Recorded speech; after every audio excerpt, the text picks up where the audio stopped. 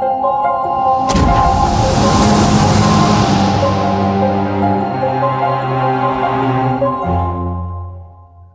week, another podcast. We're back. Happy Labor Day weekend, everybody. Yes. Hopefully everyone has taken some time off and not working. Yeah. I know I did not do any work this weekend like I should have. We are, in fact, recording on Labor Day. Today is the 2nd. Yes. And September already. The end of the year is coming. Yes, it is. We are right around the corner. It is crazy. I can't believe it. This year has completely flown by. Yeah, it's just one of those years that, don't really count. You know what I mean? Like, at least for me, like, it's just the same old routine I'm going through, not much, nothing crazy happened, which is like memorable. Well, I had a lot of crazy stuff happen to me this year, and that's true. That's true. You did. Yes. Yeah. There's some mistakes. Some mistakes were made. Mistakes are some okay. lessons. Some tough lessons were learned. Right. But this is what we do here on the show. We grow. Yes. That's what everyone should be doing. And by this show, I of course mean the Uncovering Anomalies Podcast. That's right. One of our listeners, or new listeners, I guess, or new he found us on YouTube. No, wait, he's one of our older ones. He asked, like, "Oh, you guys ghosted or whatever on YouTube? Not ghosted, blocked, ghost band, shadow band." So, and I was like, well, I was trying to find them. Like, what do you mean? Like, are you searching for us, or we don't show up, or what? And then it took him a while to answer, but he said that he listens to us on a podcast version at work, and then if it's long enough and he's driving home, he wants to watch the rest on YouTube. And he says he gets home, he goes, he can't find it, and then he says, well, it doesn't help that someone else's named very similar to yours. I was like, oh man. So yeah, I just want to bring that up because you mentioned Uncovering Anomalies Podcast. And I mean, UAP is, I guess, everywhere now. We try to play on that, right? I think in the long term it'll work out. Short term, maybe a little short-sighted on our part, but we're playing the long game here. Yeah, and that is the nature of search engine optimization anyway. It's a long-term game, and it's basically it's the one who is more active and who's been around the longest. And who has been around the longest is you. I have a need to know, Adam.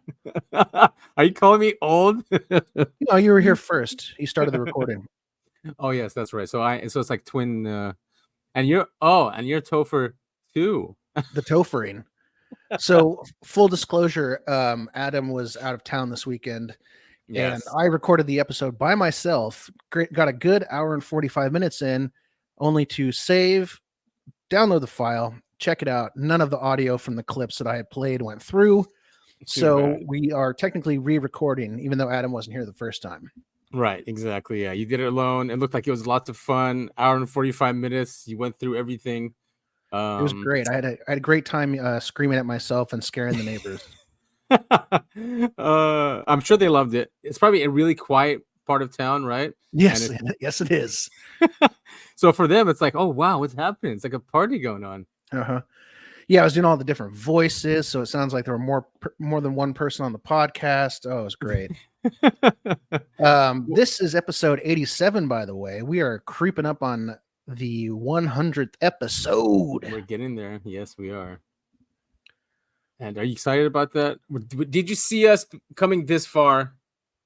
No. Yes, I don't know. I was hoping we'd make it this far. I wasn't sure if we were going to, but we, clearly care a lot about the subject. We haven't been black bagged by the CIA yet, which means we're doing something wrong. I think there's just too many of us now. True.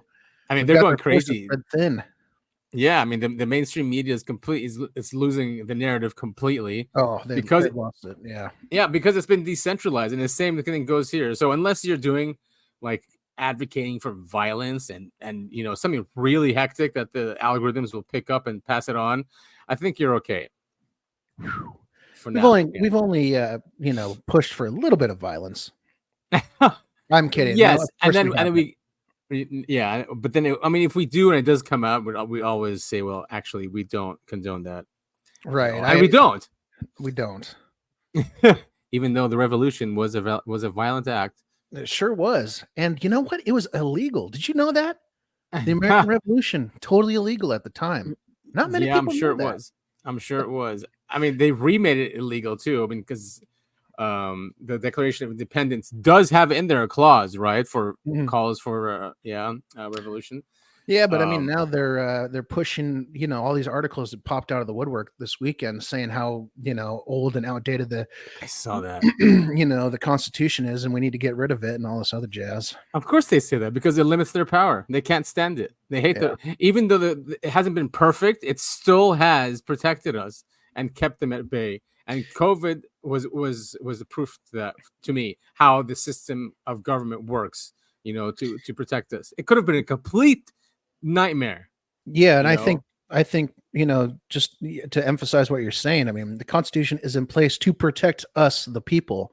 Yes. It's not there to it is there to outline what the government can and can't do, but the whole point of our Constitution is to protect the rights of its citizens. Yep, all rights, exactly. Even the rights of the minority, and but yeah, it's to limit the power of government and to tell them, like, look, your job is to protect our liberties. That's your job, and to enforce contracts, and then that can be expanded to, private property and so many other things. But yeah, unfortunately, we've gone far beyond that. Well, but that is not the subject of our podcast now, is it? No, it is not.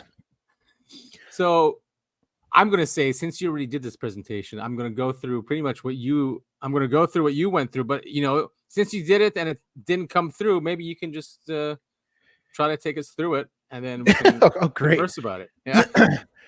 Well, I think the first big chunk of stuff I talked about, it wasn't the first couple of show clips I pulled up, but the big thing is Imminent by Lou Elizondo came out.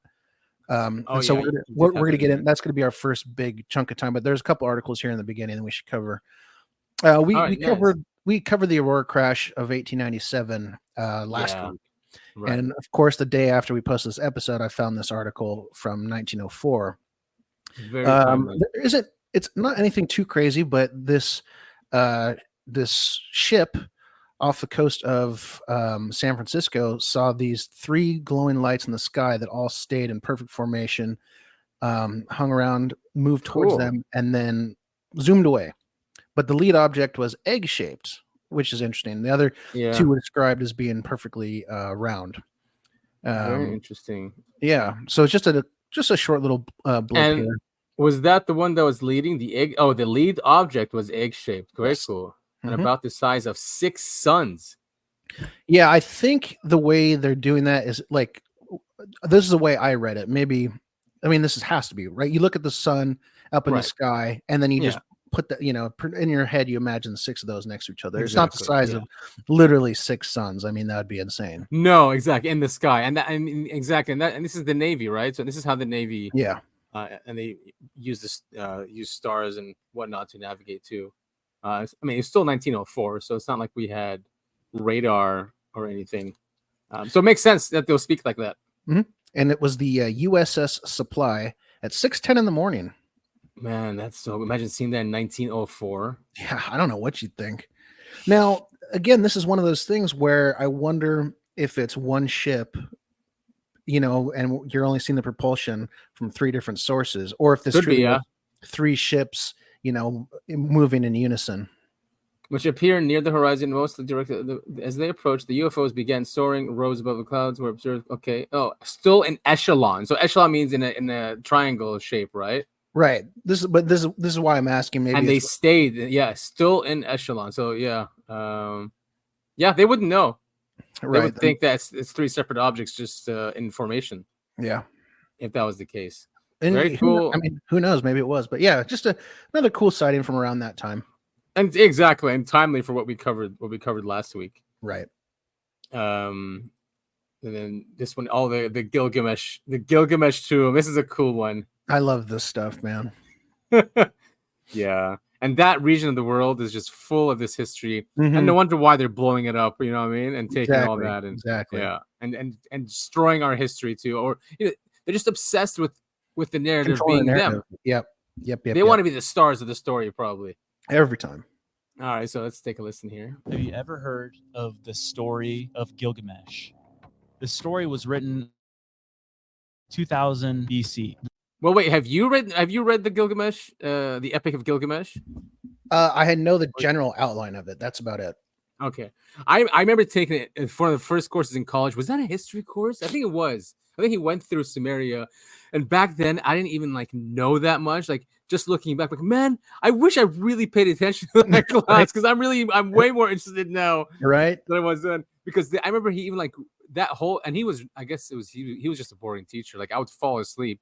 But I remember the Epic of Gilgamesh and him talking about him spying on the gods and all that stuff. But that's the problem, though. You need someone teaching it who teaches it in a fun way. Like, right. Some of my favorite and least favorite classes have been history, and it all just depends on the teacher. If they bring a fun atmosphere into it, it's a lot of fun. You know, I still remember my 6th grade teacher, shout out to Mr. Streeter, teaching us about the ancient Greeks and ancient Romans. And I loved that stuff because he taught it in such a fun way. So true. And I think also good teachers will try to relate it where some of it's relatable, because kids or young adults need something that's related in their bubble, because we're just too busy in our bubble, and us. So I think those teachers that can penetrate that are really good. All right, so let's continue this. Gilgamesh. Story talks about how he was 2/3 God and 1/3 man. The claim was that he was 17 feet tall. Oh, man. And he was this brutal king, like a tyrant. But the story goes that he was buried under the Euphrates River. That's drying up. Well, here's the thing. In 2003, archaeologist by the name of Jorg Fassbinder, he was in the Mesopotamia area doing the whole LiDAR thing. And what he said is, I have found the tomb of Gilgamesh. Oh my gosh. But it's underground, right? So they have to dig it up. Guess what happened 1 month later? Earthquake. The U.S. invades Iraq. Oh my gosh! No way. This is where it gets crazy. Yeah. All the archaeological sites were then stopped in Iraq. So stop digging. You're out of here. And the U.S. military set up an encampment around the tomb site. But the locals around this encampment reported that the U.S. military were digging at night, taking things out of the ground and putting them onto trucks and driving them off. Yeah, not surprised. It's probably in the homes of billionaires anyway in the U.S. Yeah, I was just going to say that. Yeah. I mean, how much of history always gets plundered by the invaders? It sucks. Right, and that was one of the first things too. I mean, other than this story, but in the mainstream news, it was, if you read, shortly after the war began, the first things that were stolen were artifacts from the museums and all that stuff. And we invaded Iraq because even though the pilots were Saudi, everything was exploded and melted. They found a full intact Iraqi passport. Is that what happened? No, they never found the Iraqi. I wish they had found an Iraqi passport. I mean, it was basically. I mean, the truth is, right? It was wrong intelligence. A lot of it came from the Israelis, right? Yellow cake and weapons of mass destruction, and that mass hysteria. And they tried to link him to Al Qaeda, which Saddam did not like any of those groups. Actually, it was a secular state with lots of Christians. There's no more Christians there anymore. After the war, of course, all by design as well. And it was HW's cabinet that put Saddam in power there. Pretty much, yeah. And the CIA worked with him. Even Rumsfeld, there's a video of Rumsfeld going on over there. There's a video of him shaking hands with Saddam. And I forget which night show played that. And he's like, where'd you get that footage? Rumsfeld. Oh, no. Yeah, but we were selling him, and because we were using him to fight Iran, and we were selling him chemical weapons. Terrible. So yes, where she says something very. We're villains. Oh, there we go. Right after what we just said. I mean, yes. Unfortunately, that's the truth. Many millions of Iraqis died, and many millions fled. Yeah. The good news is China's in there. And that's definitely good news. Well, I mean, they're building infrastructure for them. Instead of destroying the country, they're building infrastructure. There's roads, there's buildings, there's hospitals being built. I mean, it was hell for so long. And that country has so much potential. It can easily be $1 trillion economy. I mean, it doesn't just it has oil, it has water, it has agriculture, it has history, it's set up to be a very successful country, but I think what surprises me the most, I don't know if that's the right way to put it. When you look at photography, like nature photography, the different landscapes in Iraq, it is absolutely gorgeous there. Yeah. You know, really everyone, is. of course, thinks about the bombed out buildings, and you know, of course, that looks terrible. But it's a beautiful country. It is a beautiful country, yeah, and rich with history, rich with resources, very smart people. I think I mentioned here on the show. Did I mention to you that about that app? Yeah, you know about it, the radio app. Yes. Yeah, so you can go through that region, like the Middle East, and there's always radio shows about the Quran, right? There's tons of those, and then you go to like Lebanon. There's lots of music ones. Jordan also lots of music ones. Syria's only Arabic music. But then if you go to Iraq, there'll be like these talk shows about philosophy, and then music would have like classical music, like stuff you wouldn't hear in any of the neighboring other countries. So I don't know. I think to me that it sounds like there's some more cultured, or they're very cultured people, even though they've been through so many wars. All right. So next up, you got. Yeah, that's right. So we have a new boss in town. New boss. Kirkpatrick's out. He's been out for a while. This is from News Nation. Pentagon appoints new UFO office director. I'm trying to remember the guy's name. Scroll down. Kozlowski. Yeah. John T. Kozlowski will be the next leader of the All-Domain Anomaly Resolution Office, ARROW. They investigate sightings of UAPs. Hopefully everyone knows that by now. But Kozlowski has a background that includes quantum optics and crypto mathematics, which I found very interesting. Yeah, it is really cool. He worked for the NSA before, National Security Agency. Makes sense with his background. Yeah, definitely.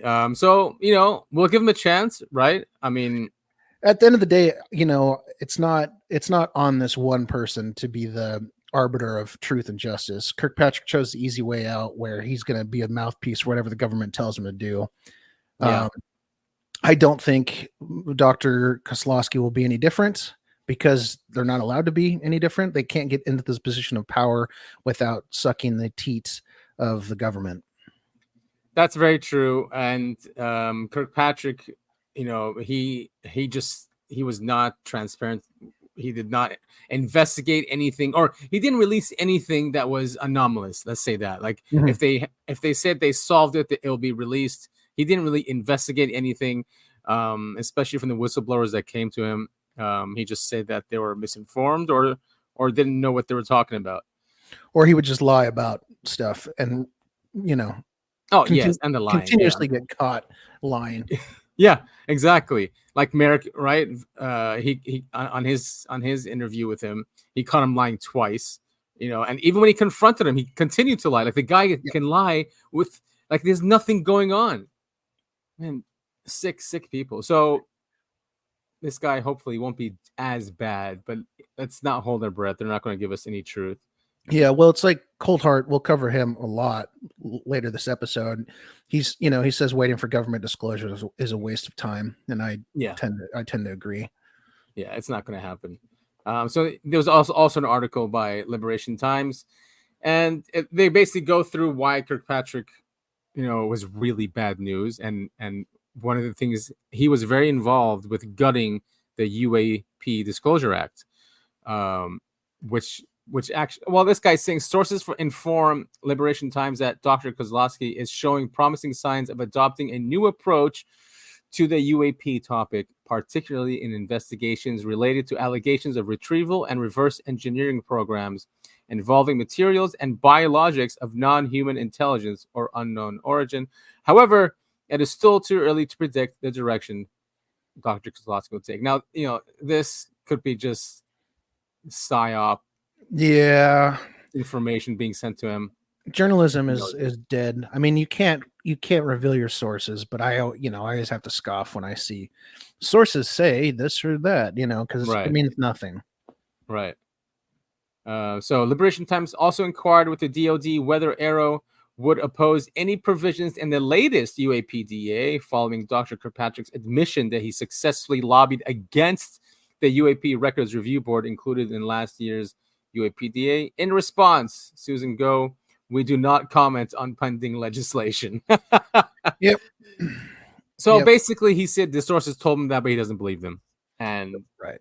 Yeah. So good article there. There was there was this one also. It was a leaked. Well, it was usually not leaked. It was. I read it was the released. I read the abstract, and I recommended our listeners go and find this because to me, it's too long. Yeah, and it's hard to read at some points, and it's kind of I can't really make heads or tails of it.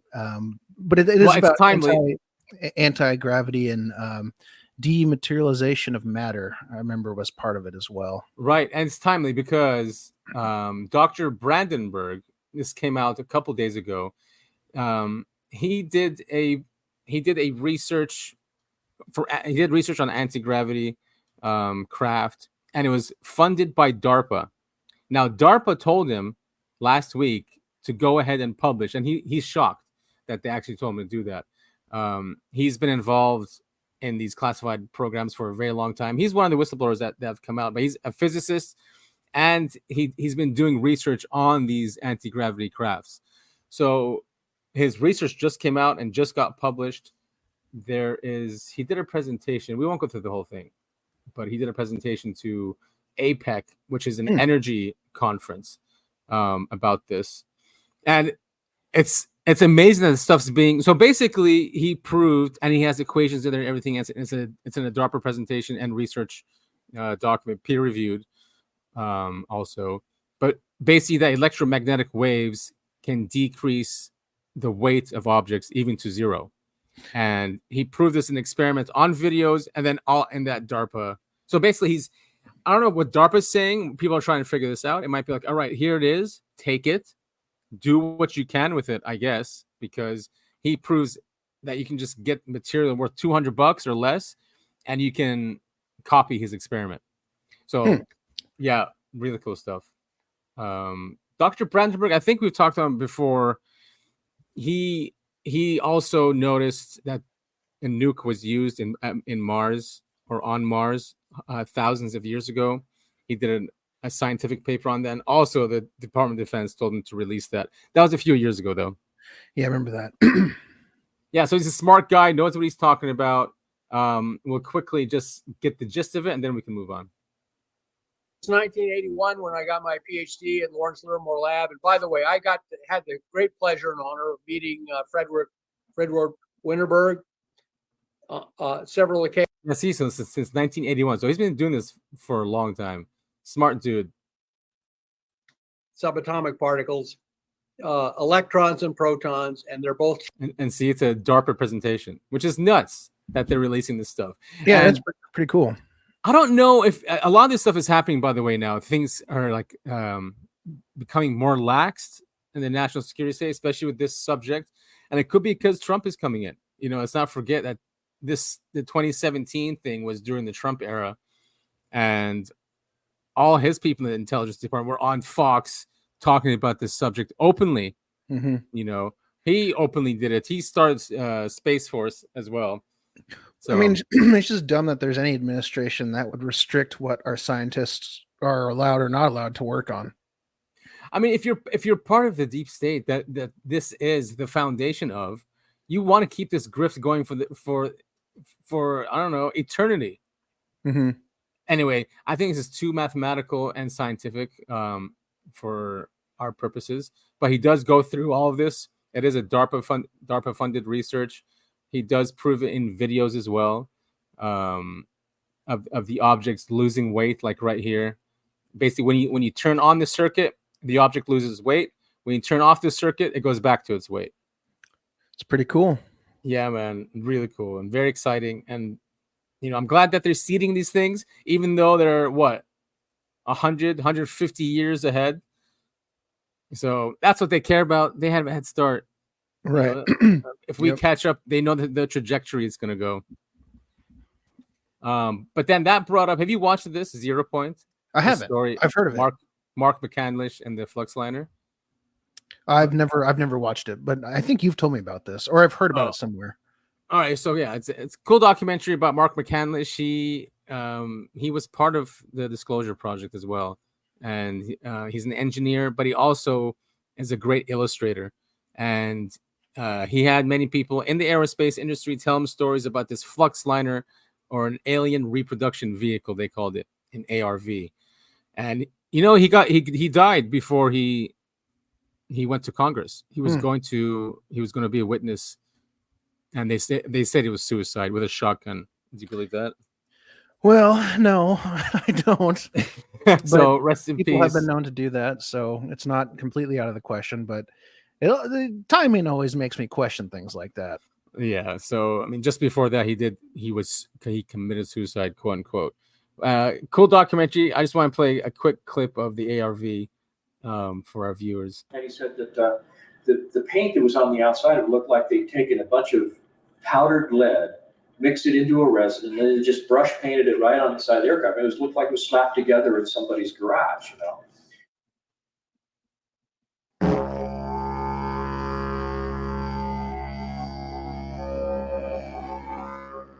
So, according to his account, on November 12, 1988, Mark's friend inadvertently gained access to a highly classified airshow where the featured hardware of the event was real flying saucers. They were really strange looking, but appeared functional and were named to suggest anti-gravity and reverse-engineered alien technology. An official presence stated they could travel faster than light. Despite their futuristic performance capabilities, these appeared to be stripped-down, road-worn working prototypes, which had seen practical operation for years. If this were the case, they were crude but tangible proof of concept for a staggering leap in aviation technology. They used extremely advanced electromagnetic or field propulsion, as opposed to solid or jet fuel, nuclear power, or any other commonly known conventional means. It also meant our government and at least one other major defense contractor, Lockheed Martin, had been developing and deploying functional systems along these lines. Is that their actual logo?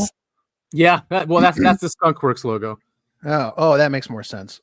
So cool. I mean, again, that's all timely, right? Coming out with what Dr. Brandenburg had, which and with that release of Bearden's science. So this science has been within these programs for decades, and that flux liner, they say, was operational for decades. So it was traversing the solar system. Could you imagine traversing the solar system? I mean, you know, you're really cool, man. It's one step closer to my dream of being a space trucker. It's coming. It is coming. I mean, if we just envision it instead of the dystopian future that they want us to envision, and we envision that future, you know, yeah, we can make it happen. All right. So this is Richard Dolan's Imminent. How did you want to? Do you go through it one by one? I stopped it at all I did for this video, and I think the next one too, was just play the intro because, you know, this is a full review of the book Imminent, just recently released by Lou Elizondo, and I was just giving the intro, you know, because we know and appreciate Richard Dolan. We've played a lot of his clips on the show over the past how long we've been doing this. Basically, he just opens it up with saying, like, Richard Dolan says this. He opens up this interview saying, you know, with all the research I've done into the UAP and UFO alien phenomena, you know, there's valuable books and there are books that aren't so valuable. And he says this one is very, very valuable. True. Did you get it yet? Or I found, so my dad had recommended another book that I'll be bringing on the show, not this week, but down the road. Mm-hmm. And I was like, oh, you know what? Well, I'm on Amazon. Let's grab Imminent. And then I saw you can download the audiobook. So I did. Yes. And I haven't started listening to it yet, but it's in my queue. Nice. It's a good book. Nothing like mind blowing. Well, maybe one thing. Nothing that new for people who know this subject, but it's still a very well written book. The way he takes you through everything is great as well. Awesome. I did stop it at Hal Puthoff. Yes, and the reason why I stopped it here is because Dolan knows Hal Puthoff really well, so it's good to have that. Yeah, that, you know what I mean, when it's not just Elizondo saying, but also hearing Dolan what he says about Hal. Talk about this is Hal Puthoff, of course, who is really one of the most important people, other than Lou, in this book. Hal Puthoff really has a lot to do with this book. He comes up a lot throughout this book. I have personally known Hal Puthoff for more than 20 years, but a lot of the things that are in this book were not things that I personally got from Hal. not explicitly necessarily. Hal in the book confirmed to Lou that the Roswell incident in 1947 was real and that it did involve the recovery of a crash UFO or UAP or flying saucer. He stated that there were 4 deceased non-human bodies that were recovered from that crash. He suggested, this is very interesting, that an electromagnetic pulse or an EMP may have inadvertently interfered with the UFO or UAP technology, which may have caused it to crash. And that actually isn't necessarily impossible. EMPs can disrupt all kinds of electronics. Maybe that is a possibility. Puthoff, as a result, theorized that if the Roswell craft was downed by an EMP by accident, it could mean that they have a kind of Achilles heel. I don't think it's by accident. That's for sure. But yeah, cool. That he says it's real. That Roswell was not just weather balloons, and beings were there. And since then, we've been at war with them. Of course, there was an emergency and why we passed the National Security Act. And since then, we have lived in that world, of that being secret. Yep. Yeah. So this kind of ties into the like 0 point energy and the stuff we were talking about a couple videos ago. Absolutely. This is Stephen Greer. Hate him or love him, he's certainly a divisive figure. He tends to paint himself as the hero, the go-to guy in almost everything he does, but he clearly knows what he's talking about too. Absolutely, yeah, he does. And the intro on this is enough. I think it's I think that, and that's all I played as well. Yeah, it perfectly summarizes it. And this is from Project Unity, his YouTube channel. Great YouTube channel, brings on a lot of good guests. He has a great X account as well. Good guy. A lot of let's not talk about that right now. Yeah. There's an unconstitutional, unsanctioned, global superstate that runs these projects. It's not just US or UK. And it does not respond to constitutional authority, period. Secondly, the people who are in those positions in the US, UK, Five Eyes, other countries, if they know about this issue, it's because they were recruited earlier and moved up through the ranks. And they're still going to keep it secret from their colleagues at that level of government, whether it's a senator, a member of the House of Lords, a member of Parliament, a cabinet member, person in XYZ president's administration. Doesn't matter. Left, right, center, doesn't matter. None of these sort of things that people think are tactical security are going to help you. I mean, this is one of the things I'm mentoring the U.S. government on right now, the part of the government trying to get into the UAP UFO issue. It's that the group that you're concerned about, these clandestine deep black operations, they have technologies that are reverse engineered from interstellar craft that are thousands of years ahead of you. So you're not going to be able to keep anything secret from that organization. And it is a corrupt organization. So you have to look at it as what it is. It's basically the world's largest criminal syndicate. Many of the men and women, mostly men, that I work with have had lethal force threatened at them or their families. I mean, we're talking about a nasty, thuggish, I use the word thugs, for this clandestine, illegal clandestine group. And so I don't, I know the risks that I've taken, I've accepted them. These technologies have been around for over 100 years. And the reason they're not out is because there are very powerful forces that do not want it out. And if you have $100 million, which is a very small startup in Silicon Valley, and a technology like this, you will not get it out. If you had $100 billion, you're not if you don't understand who you're up against and what you've got to do to get around that blockade. Now, oh man, yeah, he hits it right on the point, as always. Yep. And it derails whatever agenda they have been planning for us for a long time. If they release this, if they have it, then their agenda can go forward. Whatever. I mean, we know we have a hint of what it is.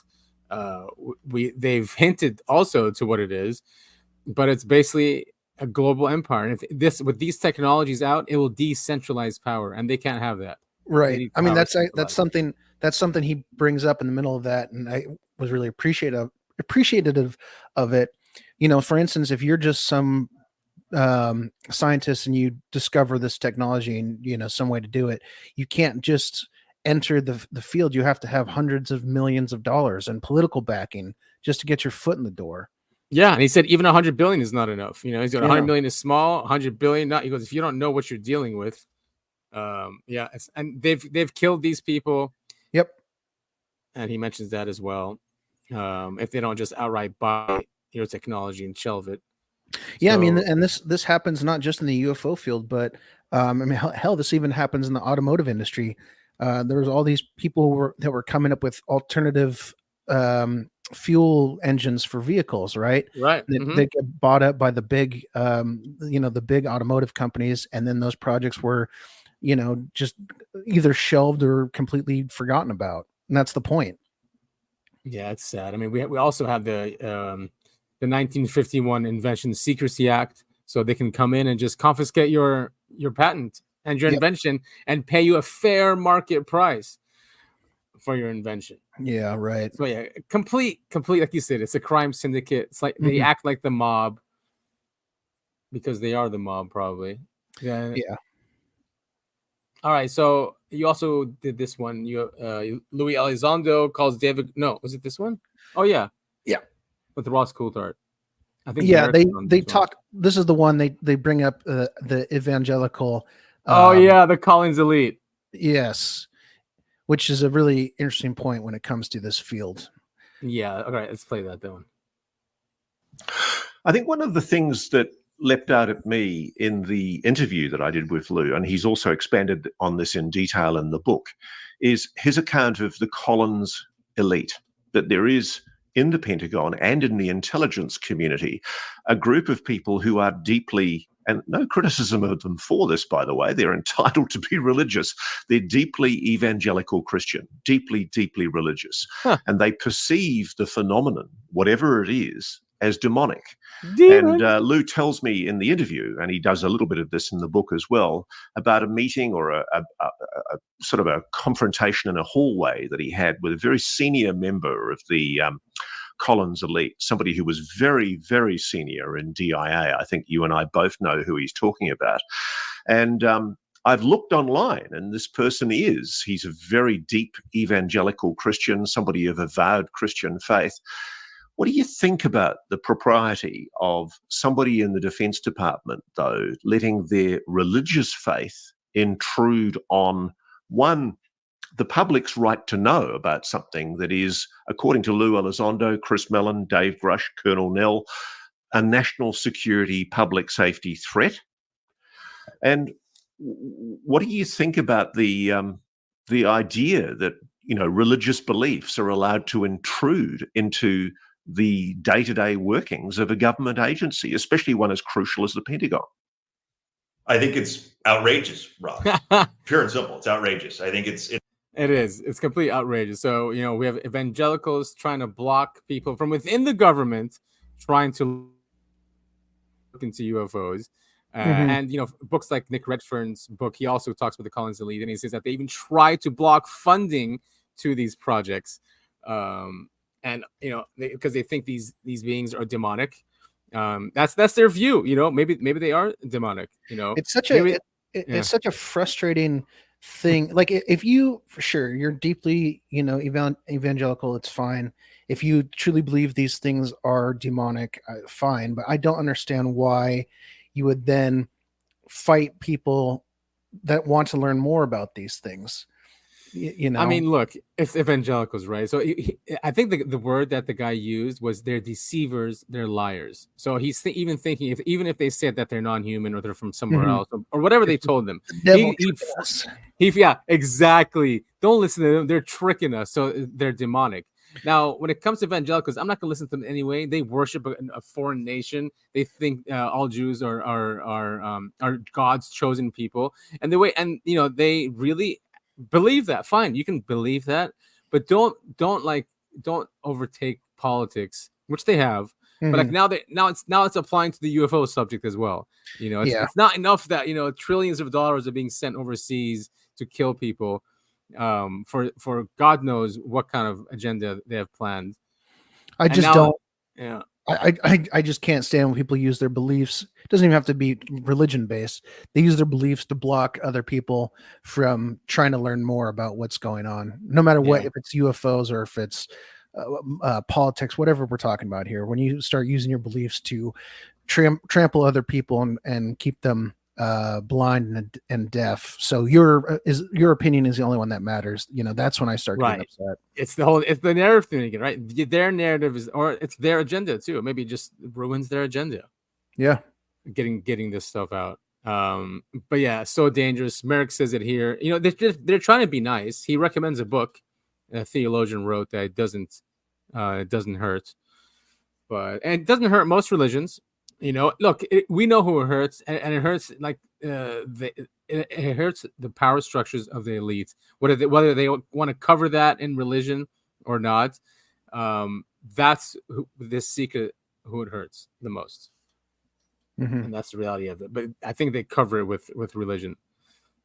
Because these guys in government, I mean, are they seriously calling themselves Christians? How many wars have they said that we have to go to and people that we kill? Right. Yeah, it doesn't make sense.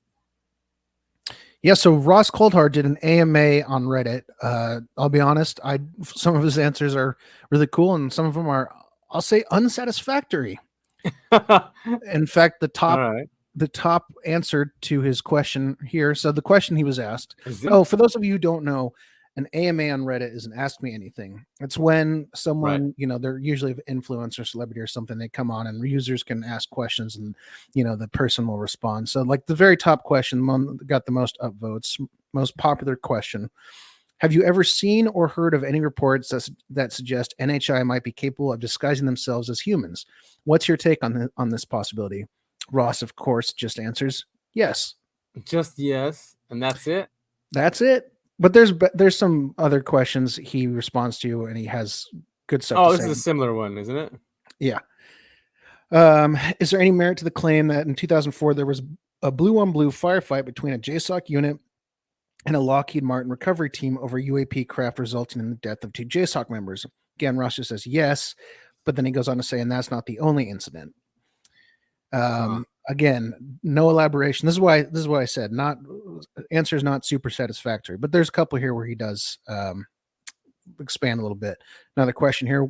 Would you say we need to draw our attention to our oceans more nowadays? There seems to be a lot of strange occurrences recently, and something you and I have talked about at great length. Yes. Ross says absolutely. Chris Mellon and retired Rear Admiral Tim, is it Gallaudet? Gallaudet, yeah, Gallaudet are right onto this. So people are looking into it. Again, here we go. What would you like to see happen?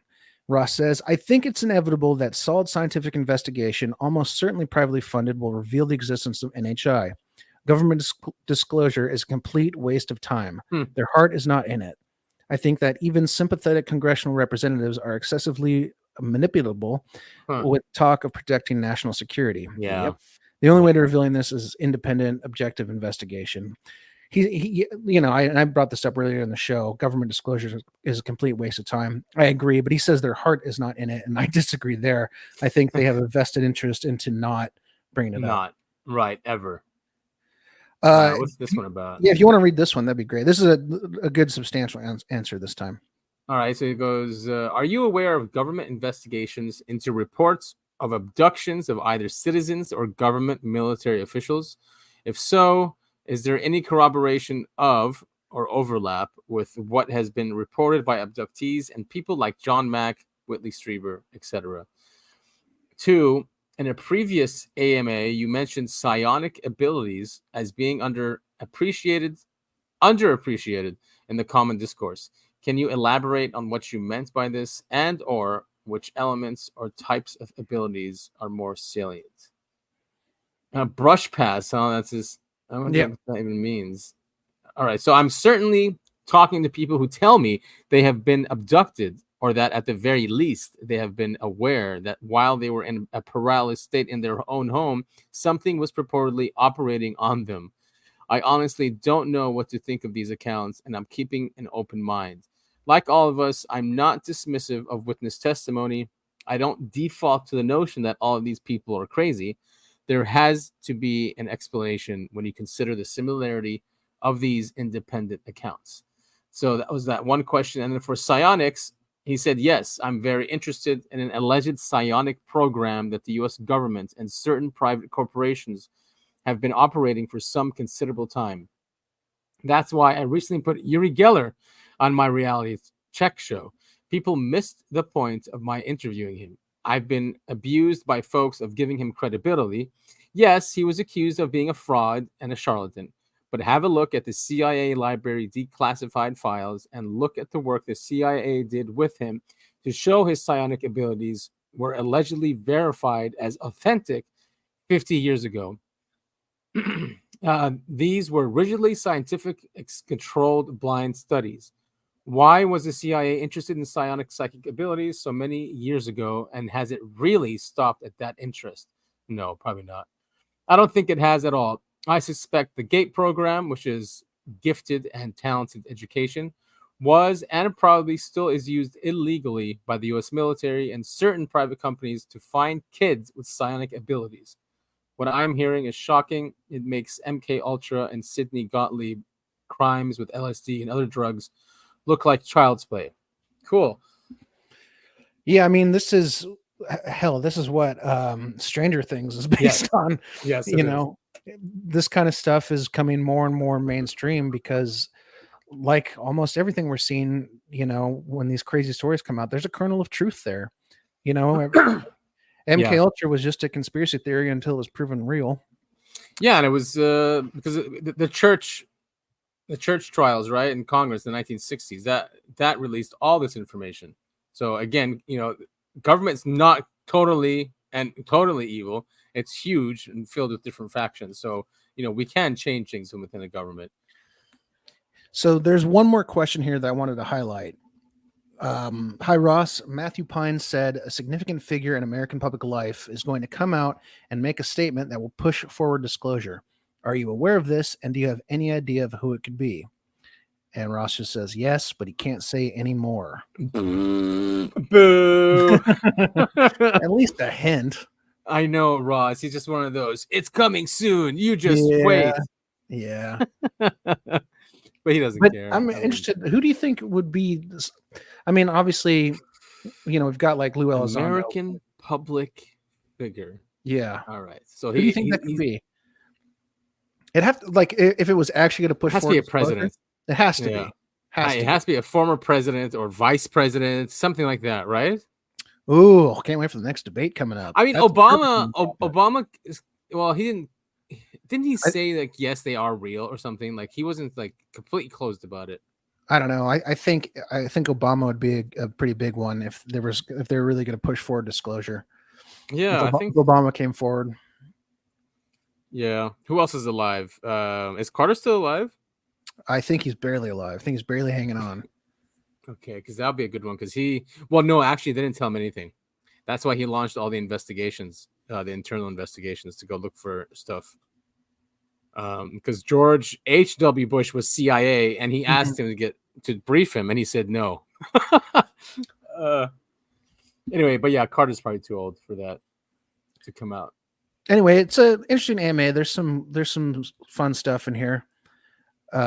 He talks about his most credible sources, and he's talked about how he has had no personal experiences with UFOs, UAPs, and things like that. But anyway, it was a Tom DeLonge question. It was a fun read. Yeah, there's Tom DeLonge said there's a connection between the phenomena and Atlantis.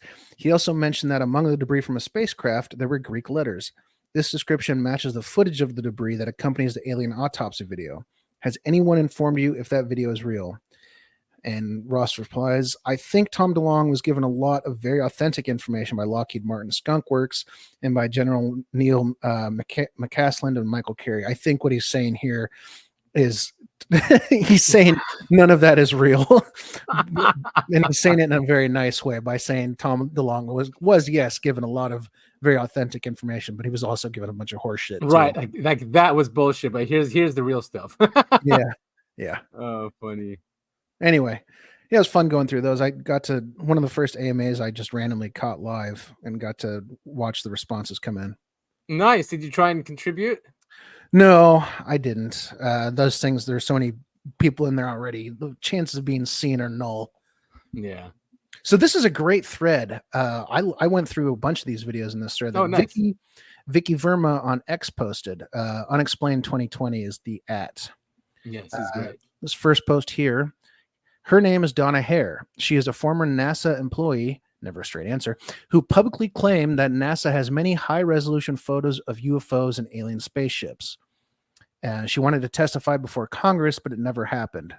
And yeah, I think she's one. Yeah, go ahead. I was gonna say, I think the next post down is actually one of her. Yeah, there it is. So this is also at the Disclosure Project. Yeah. Scroll up and do the show more part. Yeah, I just wanted to. I think you know what she says this in the thing. So you can just play the video. Okay. Good morning, everyone. My name is Donna Hare, and I worked at Philco Ford Aerospace from 1967 to 1981. During that time, I was a design illustrator, draftsman. I did the launch slides and landing slides, and also projection plotting boards, lunar maps for NASA. We were a contractor, but most of the time I worked on site, in Building 8. I had the opportunity to do extra work during downtime, which was between missions, and I walked into a photo lab, which was the NASA lab across the hallway. I had a secret clearance, which is not that high, but I was able to go into restricted areas, which this was. At the time, I was talking to one of the techs in there, and he drew my attention to a photograph, a NASA photograph. It had a dot on it. And I said, what is that? Well, he drew my attention to it. And I said, is that a dot on the emulsion? And he said, and he's smiling and he has his hands crossed. And he said, round dots on the emulsion don't leave round shadows on the ground. And this was an aerial photograph of the Earth. I'm assuming the Earth because it had pine trees on it. And the shadows of the craft or whatever it was were in the same angle as the trees. And by its very nature, UFO, and I wanted to clarify that to a gentleman that was talking to me, means unidentified. So I did not know what this was. But I realized at this point that it's very secret, that it was kept secret, because I asked him, what are you going to do with this piece of information? And he said, we always airbrush these out before we sell them to the public. So they're pesky little creatures appearing on this photograph they wanted to get rid of. After that, I decided I would ask questions to other people that work there. And I found that I had to ask them away from the site and not on site. A guard told me that he was asked to burn some photographs and not to look at them. So this is Donna Hare, right? The one that whistleblower, yes. Not whistleblower, that hacker in the UK, he used this information to go to, when he hacked in NASA, to go to Building 8, to those servers, and that's where he was downloading the pictures, which is more corroboration. This is another. There was a lot in this thread that was really good. Great job, Vicky Verma. Next, we have Dr. Ken Johnston, who worked on the Apollo missions, claimed that NASA knows that astronauts discovered ancient alien cities and the remains of incredibly advanced machinery on the moon. Some of these technologies can manipulate gravity. NASA fired him. Of course they did. Yeah. Yeah, Brian O'Leary, he's great. Yeah, I mean, for our listeners, go ahead and check out this thread. I mean, there's some really good information in here. Yeah, and former NASA astronaut and scientist Brian O'Leary passed away in 2011 shortly after making this big statement. There is much evidence that we have been contacted by aliens and that these civilizations have been visiting us for a very long time. Their appearance may be bizarre. From any traditional Western... damn it. Go ahead. In traditional Western materialistic point of view, these visitors use consciousness influencing technologies, the toroid, and use co-rotating magnetic disks for their propulsion systems, which appear to be the common denominator of the UFO phenomenon. I didn't know he died right after this. There is abundant evidence that we are being contacted, that civilizations have been visiting us for a very long time, that their appearance is bizarre from any kind of traditional materialistic Western point of view, that these visitors use the technologies of consciousness. They use toroids. They use co-rotating magnetic disks for their propulsion systems. That seems to be a common denominator of the UFO phenomenon and how they can work, manipulate time and space locally so that they can have their own anti-gravity propulsion and their own field of energy that's isolated, gravitational field, electrogravitational field that's different. Too bad they take out the good ones, huh? Oh, yeah, Thrive. That's a great documentary. I haven't seen that one. Yeah, I mean, there's 3 of them. He had the kind of the Gary Busey thing going on, but I really appreciated what he had to say. Yeah, absolutely. And, former astronaut. Carl Wolf also, we've covered him before. And I think he might be Disclosure Project as well. He claimed that he saw NASA photos of an alien base on the far side of the moon. He was killed after a trailer hit his bike. Well, could be an accident, Could be. It seems less and less likely every time we go through these and reading how every single time. Every single one of them. Hey, this guy he's going to Congress tomorrow to talk about aliens. Oh, boom. Blew himself up. Yeah, with a shotgun. Who shoots? Can you shoot yourself with a shotgun? I mean, you can. Off shotgun. I mean, nope, you can. God. The easiest way to do it, be the lead singer of Nirvana and then have your girlfriend / wife kill you and blame it on the heroin. I know, and just become richer than ever. Yeah. And didn't he leave a note? There was supposed to be a note. Anyway, I remember reading a book. There was a note. I mean, this is we could do the death of God, but there was a note, and that's kind of been the main argument as to was he killed and someone else wrote the note, because the handwriting doesn't match in the second half, but people say it's because the heroin was kicking in so hard.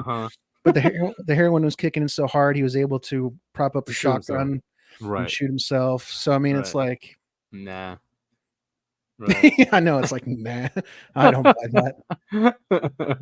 I'm just saying someone benefited a lot from his death.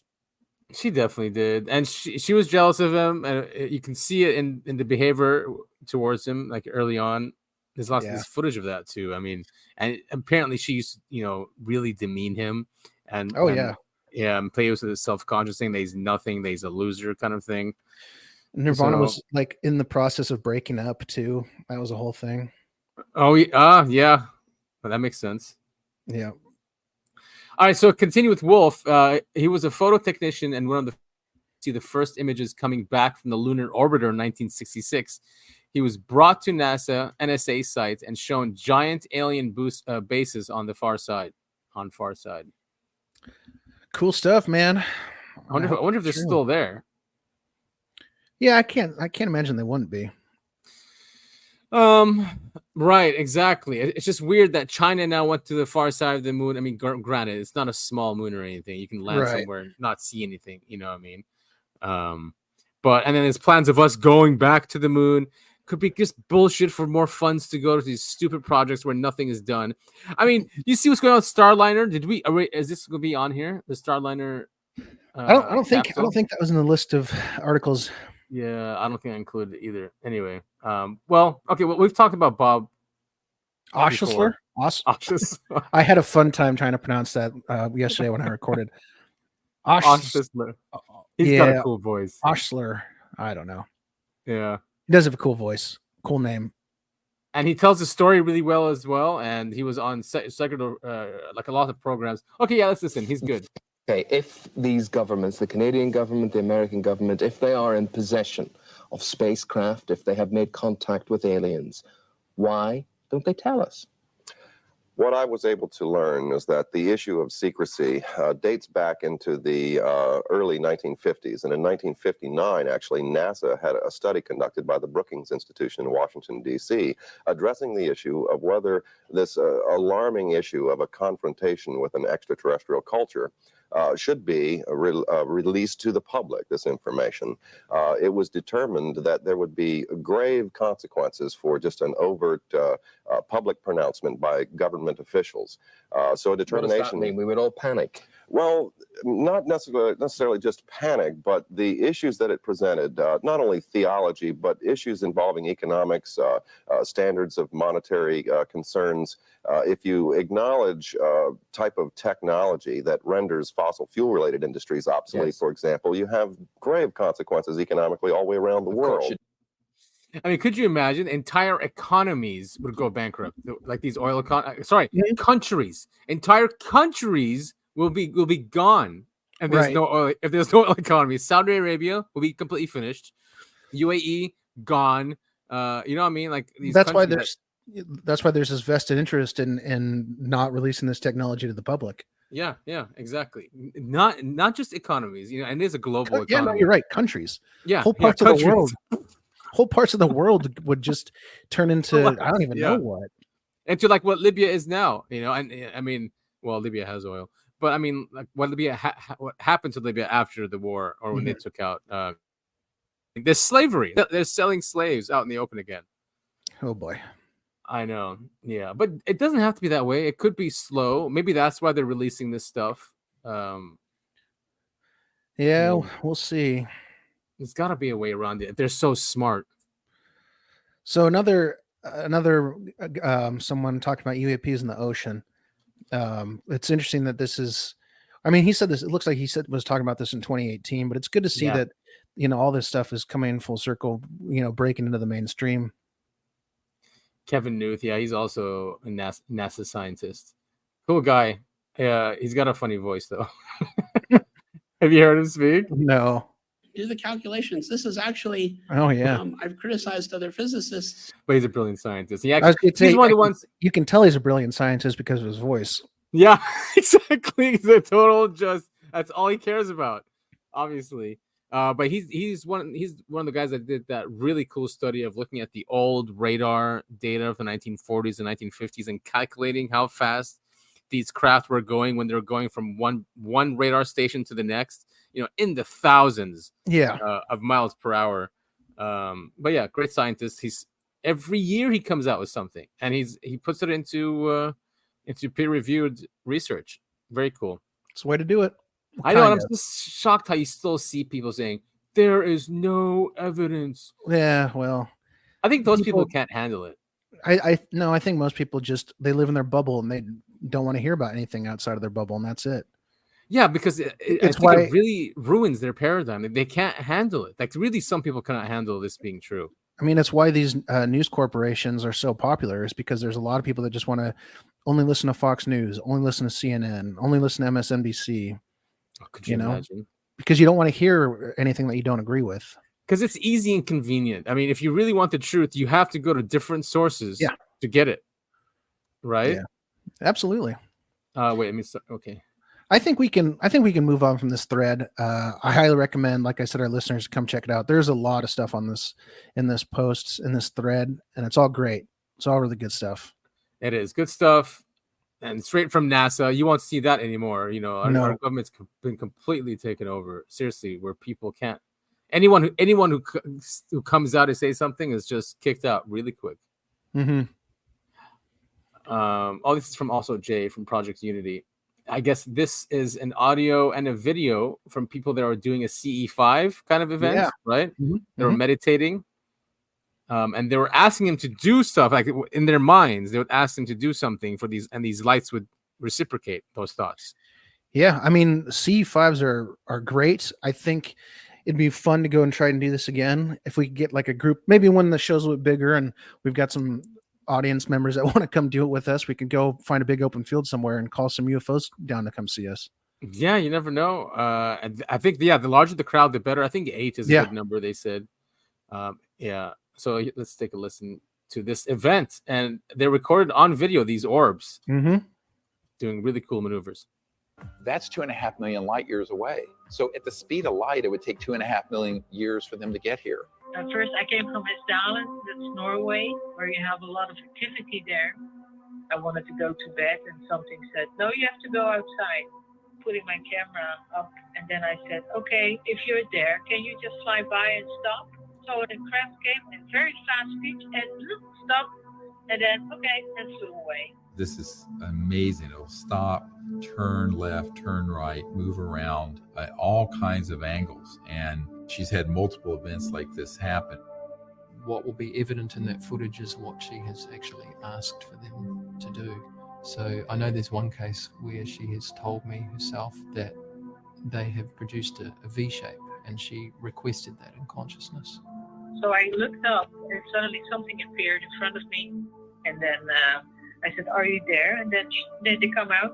They divided themselves in 6 balls, and then 3 balls. Whoa. There were lots of other lights. We see this quite often, but it's very unusual to get it on video. And this is why it's a fantastic example of the kind of maneuverability that these spacecraft can make. I really do love it when people get things like that and they can show people that are new to the subject, because it's really inspiring. Pretty cool. Pretty cool. Very cool stuff. I know orbs and lights in the sky, they're not everyone's favorite cup of tea, but they're really important, especially this footage here. This is great stuff because you can see them stopping, going, when those 6 balls of light spread out into a perfect V formation. I mean, it's really, really cool stuff, but and it just brings up the question, why? I think they want to see what they want to show us what we're capable of as humans, and our potential. If they're sitting there, because I think they're human-like. It's not like they're gods or anything like that. Mm-hmm. They're showing us and that they can communicate with us from afar. Because this lady, I mean, supposedly these people in the craft are up in wherever they are, but they're far away, but they can instantaneously hear her thoughts and then react to that, which is nuts. It's really cool stuff. I mean, this is why, we. So when people have, what am I trying to say here? You're bringing in your own experiences into it. So if you get, if you're coming in really scared and frightened and standoffish, you're not going to have the same experience as people, or might not have one. Might not have one, right? It's a terrifying thought because if you're trying to do this, you do have to keep an open mind. You do a clear mind, I should say. And I mean, it's weird how that really has to do with our daily lives as well. When people set goals and you can't have any doubt, you have to stay positive about it, stay set on the goal. It's kind of something like that too, where we manifest. So for some reason, the phenomenon is that way as well. This also made the rounds last week. Was it last week when it came out? It was posted 7 days ago. So last weekend, I guess. This is an airline pilot was flying over the Atlantic Ocean, and he and the captain spotted these orb of lights that kept moving around each other. And at one point, we saw them move at incredible speeds and stop and hover instantaneously. It was at this moment I took out my phone to record them. Throughout the night, we kept seeing them. One would show up, and then another out of nowhere. I have another video showing the 2 of them, and I turned the camera group to the south. Anyway, this is pretty cool footage. Just 30-second clip here. Hey, also, if you're filming UFOs, turn your fucking camera sideways. Look at that. Cool. Very cool. That's Starlink, man. It's just a drone at 35,000 feet. Yeah, look at it. See, drones do that. Yeah, I mean, but the fact that it sounds like these things were following him. Yeah, they were playing with him, I guess. Pretty cool. We know what airline, where he is? I don't know if he said or she said.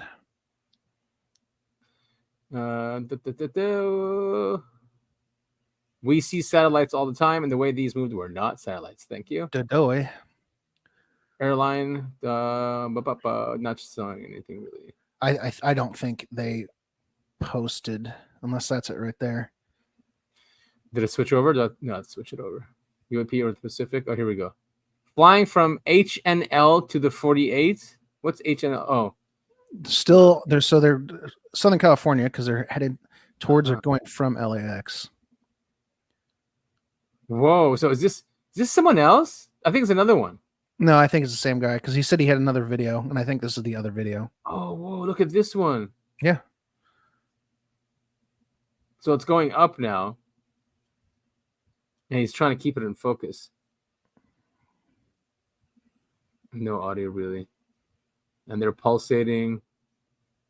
Yeah, so weird. Yeah, it is. More of these, more. Well, hopefully it's raising the consciousness at least of our civilization. Hopefully. stop what's going on down here. This endless war, man, and just killing and just enslavement of humanity is just, But it doesn't have to be that way.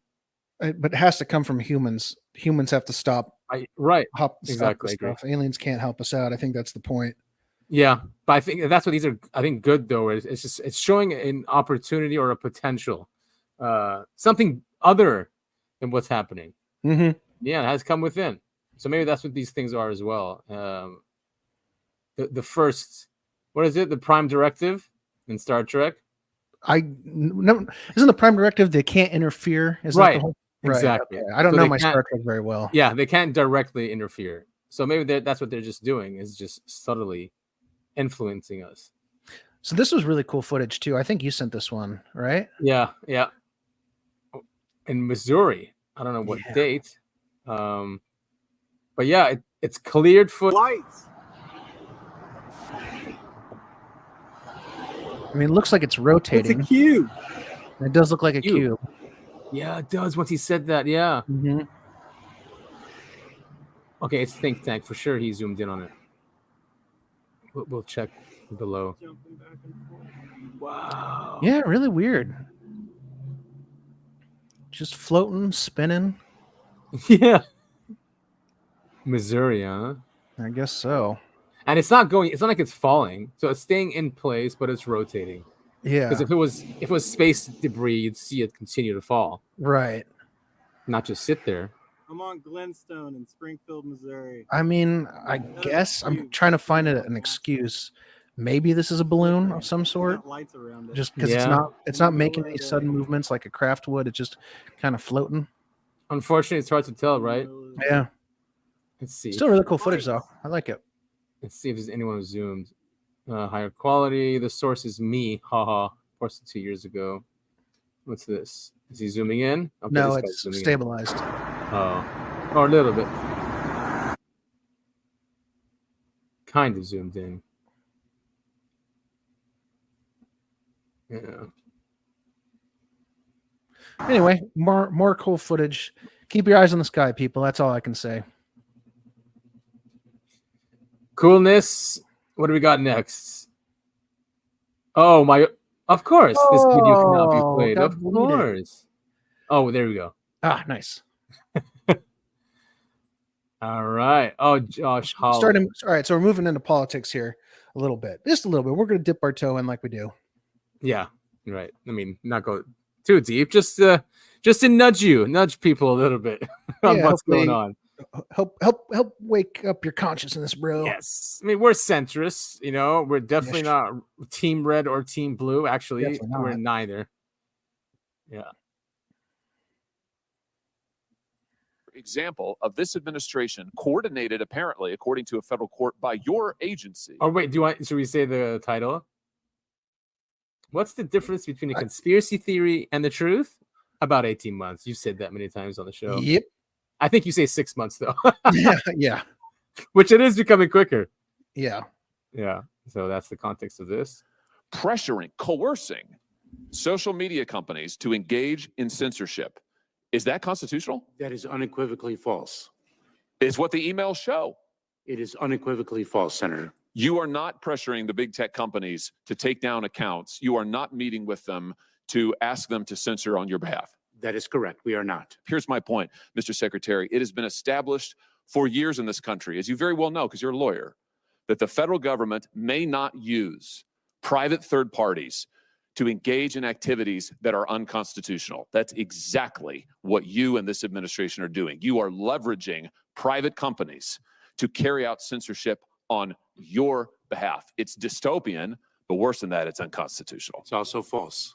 Turn now to a story breaking overnight. Facebook's Mayorkas is a piece of garbage. I mean, I don't think there's anyone worse. I mean, the entire administration is bad, but Mayorkas is pretty bad. Anyway. Mark Zuckerberg claims he was pressured by the White House to censor content related to COVID-19 during the pandemic. Aaron Katersky joins us now with details. Aaron, good morning. Good morning to you, Whit. For years, critics have taken aim at Facebook for silencing views that challenge the general consensus in the medical community, especially about the origin of COVID-19. Now, Facebook's founder surprisingly says they're right. This morning, Meta chief Mark Zuckerberg admitting he bowed to pressure from the Biden administration to censor content. The Facebook founder issuing a letter to the House Judiciary Committee that said senior administration officials pushed the social media platform to censor posts about COVID-19 and expressed a lot of frustration when the company resisted. Zuckerberg saying, "I believe the government pressure was wrong, and I regret that we were not more outspoken about it." Adding, "I feel strongly that we should not compromise our content standards due to pressure from any administration in either direction, and we're ready to push back if something like this happens again." House Judiciary Committee Chairman Jim Jordan celebrating the letter, calling it a big win for free speech. So there's two things here, right? Obviously, government openly lies to our faces about what they do. Yeah. The second big thing is, why is Zuckerberg coming out now and saying this? Trump. They know Trump's coming in. But what does it have to? I mean, that doesn't really make any sense. Because they'll put him in jail, for what he did, because it was completely unconstitutional, and that's why Jordan is happy, because he was the head, or he is the head of weaponization of government, the weaponization, and that was part of the program. And him coming out, and he's basically apologizing, and he won't do it again. Also mentions the $400 million that he donated to help with the election. And he said, "I didn't know it would end up the way it ended up." So he's kind of also saying it was stolen, the election. It's a letter of his. I don't know. I think there's something more at play here. Yeah, go ahead. No, I just, if obviously if Zuckerberg really cared and Facebook really cared, they would have said, "Hey, the government's pressuring us to make these changes," as they were doing it, not 4 years later or 2 years or whatever the hell, And I don't think anyone's banking on Trump to win, especially people on social media. It's no good for them if Trump wins. Yeah, but big tech is pushing it though now. You have Musk pushing it. You have Thiel, who basically runs JD Vance. Now Zuckerberg coming out and saying this. So there is something changing. I'm not saying that they're not the deep state or anything like that. They just see something coming. And it's going with other things, with all these other leaks coming out. It's just strange. It feels like 2016 again, or 2017 again, to me at least. How things are just letting up. We will see, I suppose. Yeah, obviously, I'm not a oracle. So, Mr. This is Chupacabra on X, and he held a space. Now, Green Street is in this, and I can't stand Green Street. He has me blocked on X. But he sounded pretty civil on here on this space, and it's I don't even about know what Louis a space Elizondo. is. What is a space? It's basically a vocal group. It's a group. It's like a conference call, but on X. You know what I mean? So someone hosts the space, and then you can jump in, and it's all voice, and then you can raise your hand, and then the host can let you come on, and then you can say what you want, and then ask a question, and then so it's like a radio show actually, or it's like a podcast. Or it's like a group forum. Yeah, exactly. And there's usually the host, and the host brings in these guests to be interviewed. But anyone can go on there, and you can raise your hand. But if there's like thousands of people on there, good luck. Yeah, that's what I was wondering. Yeah. So here's Green Street talking about Elizondo and ATIP, basically the ATIP program. He gives an opinion or a different side to Elizondo. So that's why I thought it was important to share. And again, he sounds, cool, not like a crazy person. But there is a rift, I think, behind the scenes, because I'll just say this is my educated. And what I mean by educated, meaning I have done the interviews, I've looked at the documentation, I've read the record statements, put it together. Here's my educated. And this is a rift between the Stratton and Lou camp. Between those camps, and it starts with, go read the chapter in Lou's book where Jay and Lou devised this war plan. And to be honest, this wasn't the first time I heard that. I knew about this, quote, war plan before Lou put it in his book. They got together. This is before he resigns, obviously, and says, look, Lou, you go out there and be the public face of this thing. Go out there and make noise, stir shit up and cause some noise and get the press to write about it. I will then, meaning I, Stratton, will take that press coverage. I will take the New York Times and I will go to Congress and say, look, right here, cover of New York Times, bam, we need to do something. You go be the public face. I'll get policy done behind the scenes. What happened, and this is my educated guess, is that Lou lost the plot. Lou eventually, the limelight got to him and started just doing his own thing. And the unsung hero of this was Jay Stratton, who remained in the shadows, in anonymity, doing the hard work, doing the, pounding the pavement, making the phone calls, trying to get policy done behind the scenes. And at some point they were like, it appears to be, Stratton was like, dude, what are you doing? Like, we had a plan here. Like, why are you're going off and doing your own thing now? And that what we were supposed to be working towards a common goal, essentially. And they're basically like, okay, that didn't work out. And so, yeah, there is a rift kind of going on. Going on there. What was it that Lou was doing that? I guess that makes sense that there is a rift. So now you have Christopher Mellon, right, who's basically the head of all of them, because they all, I mean, even Grush has to like go through him for some reason. So I guess Stratton is on one side, and then you have Mellon, Lou, and then where's Grush? I don't know where Grush is. So what rift? So who's the rift? So the rift is just between these two, is what he's saying, of Stratton and Elizondo. All right. Well, Stratton's coming out with his own book soon, apparently. Book Wars. I know, right? And what do? They get rich. It reminds me of like the East Coast and West Coast rap wars that was all manufactured to make tons of money. So all right. What else does Green Street say?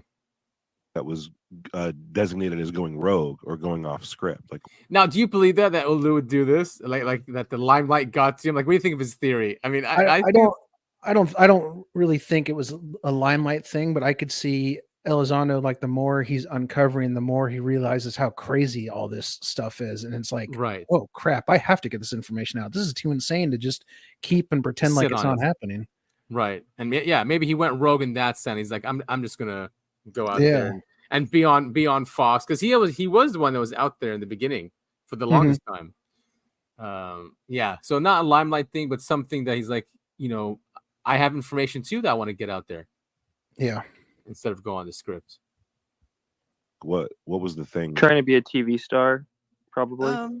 I don't know. I can only speak to what I've seen and heard, and kind of with my own eyes and ears, and it just seems like, so basically what the contention is Lou's main claims are actually what Stratton did. So Stratton was the guy that kind of had the reins with Lakatsky after Lakatsky with ATIP and pushing this ATIP idea in the Pentagon. And Lou was utilized because Lou was really good at connections, making connections across the IC, making connections to different offices, connections that potentially Stratton didn't have. And Lou was kind of utilized for that. And Lou was also utilized. He was really good at money, at finding funding and moving money around and, finding that support. Lou was really, this is according to multiple sources, but Lou was really good at that. And so while Stratton was at the head of this thing or spearheading this thing, which we can call ATIP, Lou was tapped occasionally, not day to day. This is not some everyday thing.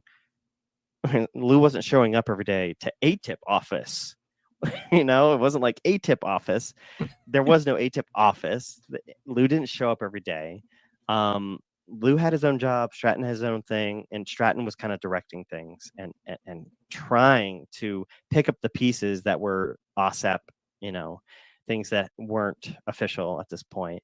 And he would tap Lou to like help out and make phone calls and try to find funding and get his input on things. And but Lou saying that he was like the senior leader or the director of or was in charge of or ran this, I think initially, perhaps Stratton was like, oh, well, the ends justify the means, and it's okay for him to appropriate my story because it's helping push the movement forward. And that's the goal here. We're united, and that's the goal. And I think eventually that kind of like got out of control, and he was like, okay, well, that's actually my story. It's great, but like we need to dial it back, I think, a little bit. And it's obvious. I mean, if you read all the on-record statements from 2017 till today, it starts with Lou saying, I was the director of an official Pentagon program called ATIP for nearly a decade. And then if you look at his book now, he's like, I helped a group of guys out, doing some research for a thing, that we called amongst like the five of us ATIP. It's like it really has been watered down bigly. Yeah, that is true in his book. He does say ATIP is part of OSAP, that kind of thing. Mm-hmm. Yeah, did you listen to his Rogan interview? No. No, it was entertaining. I'm not gonna say it's bad. It was not bad. I listened to it on my trip driving. It made the drive very easy. Yeah, I bet. Yeah. Yeah. I personally like that drive. I've made it a number of times. I think the landscape is very beautiful to look at. Yeah, it absolutely is. Especially when you have a topic like this on playing. It's perfect, right? Because that's where you're going. It's totally fitting. Yeah. I always want to stop and get the alien jerky. Yes. Yeah, I love that place. Now they're saying make aliens great again, have MAGA, the new sign. Oh, jeez, really? Yeah. You ever see that Ron Paul sign is still there? The Ron Paul Revolution? Yes. Yeah, I've seen that too. I can't believe it's still up there. So yeah, I guess we'll have to wait till Stratton's book to come out, or just to continue the drama. So yes, do we completely trust what Elizondo is up to? No, the guy is still a government. The guy still has a clearance. He wouldn't have gotten to Dopser, his book to go through Dopser, if he didn't have a clearance. Exactly. Mm-hmm. So the guy is still works for the government, or has whatever he has. Anyway, we'll see Stratton's book when it comes out. And is Lou a net positive? Yes. Yeah, definitely. Right? Yeah, I think so. More than just a net positive, I think is an overall really good thing to happen in this field. Yeah. He has been, for better or for worse, at the forefront of pushing it out into the open. Yeah, and he keeps saying he's doing it because it's the right thing to do, and that he's a patriot, and that the American people deserve to know. And we should encourage that type of thinking. Absolutely. And, unlike Kirkpatrick, who goes, hey, well, you pay us, and you have to trust what we're going to do with that money, and if you don't, then let your country be invaded. That's what Kirkpatrick's thinking is. Mm-hmm. just trust us, blindly trust us with the money that you pay us, or be invaded. All right. So, this was hilarious. And we can just start it. And we can talk about what it is, and then start towards the end. I think that's the funny part. Yeah. Not what the liberals are saying. But basically, white liberals are asked about voter ID laws, right? Okay, fine. You want to play it? Yeah, I think I think you should play it from the beginning. I think it's worth playing from the very beginning. You get a little insight into what a potential left voter is thinking about with these things. Right, and the context is important. And these people are serious. They are serious. And this is not a joke. This interview is not a joke. He interviews both sides, white liberals and black voters. Do you have an opinion on voter ID laws? Yeah, they're usually pretty racist and they're bad. I think voter ID laws are a way to perpetuate racism. Would you say would you go as far as say those laws are racist? For sure. Do you think it suppresses the African American vote? Definitely. Because they're less likely to have state IDs. Minority voters are less likely to have the kinds of IDs that have been described or required. These type of people don't live in areas with easy access to DMV. Man, I can't believe these people are serious. I have to stop. Like, are they really serious? Like that guy who just took off his glasses too when he said that. Like, I had to just crack up. I was on mute. But Yeah, I mean they take themselves very, very seriously when it comes to topics like this because they know they're the quote unquote enlightened voter. They know what's best for everyone. Wow, I feel so bad for them. These or other places where they can get identification. You can always get IDs you do over the internet. Does that also make it difficult for Black people in particular? Yeah, you have to have access to the internet. You have to be able to pay an internet service provider for certain fees. Do you think that's harder for Black people to go online? Well, I feel like they don't have the knowledge of how it works. A lot of people have smartphones, but you might not have data. For most of the communities, they don't really know what is out there just because they're not aware or they're not informed. I also think there's a repression of Black voting with how if you're a convicted felon, you're not allowed to vote and everything. And when you look at swing states like Florida, that's a huge population of the African Americans. Yeah, now I'm here in East Harlem to ask Black people their thoughts on what you just heard. Do you have ID normally? You carry ID around? Yes, I have state ID. Do you carry ID? Yes, I do. Do you know any Black person who doesn't carry ID? No. Everyone that I know has an ID. Why would they think we don't have ID? That's a lie. Why would they say that? Do you have ID? Yes. Because I have my ID and my friends have their ID. So we know what we need to carry around. Yeah, everybody that I know have ID. That's one of the things you need to walk around with New York with, ID. Do you know any Black adult who does not have ID? No, I don't. Is it a weird thing to even say that? Yes, it is. What is this, some type of trick candy cameras? I know, right? That's the only thing I brought with me. Those are legit IDs. I heard a lot also that Black people can't figure out how to get to the DMV. Really? What does that say to you? I know it's on 25th Street. Do you know where the DMV is around you? It's on 125th Street and 3rd Avenue, I believe. You know how to get there? Yeah. Did you have a problem getting there if you had to get there? No. I know these sound like silly questions. You know how to get to the DMV? Of course. You know where it is? Yes. You can get there? Uh-huh. No problem. No problem. Just checking. Okay. And I also heard a lot that Black people, especially poor Black people, have no access to the internet, can't figure out how to use the internet. That's just stupidity, honestly. Everybody has access to the internet. Even a little kid can figure out how to work the internet. I had access to the internet for years. You know how to use it properly, right? Exactly. I do it at work. So, of course, I know how to use it. My kids know how to use it. They all have iPads, iPods, whatever. Your phone has data? Mm-hmm. You can actually unlimited. Unlimited data. Mm-hmm. I use my phone as a hotspot. What does that say to the people who have this perception of Black people? They're pretty much ignorant. That's what my thought process was. I just think that's ignorant. Ignorant. Ignorant. That's the word I'm hearing a lot. Ignorant. Very, very ignorant. Does it sound racist for somebody to say that? I think it is a little racist because you're putting people in a category and you have no idea what you're talking about. Maybe a little bit of racist in it, but like I said, I think it's more stupidity and ignorance. You're judging somebody, but you're judging them because they're Black, saying that they don't got it. What people are they talking to? Who are these people talking to? Do you have a problem that if you go to vote and they say, "Can we please see your ID to make sure you are who you say you are"? Are you Love showing my ID. You got no problem with that? Nope. Would you have a problem if when you go to vote, if they say, "Can we please see your ID to make sure you are who you say you are"? Do you have an issue with that? No. Would you have a problem if there was a rule where you have to show your ID in order to vote? I don't think so. No. Would you have an issue if there was a rule saying you got to show your ID before you vote? Nah. You cool with that? Yeah. Wow, that was great. I mean, it's good stuff. I personally can't stand the interview on the street style videos. I think they're incredibly cringy, and it allows the person with the camera to decide what makes it into it into the final video. Right. So there's a lot of editing and context that's likely to be missed.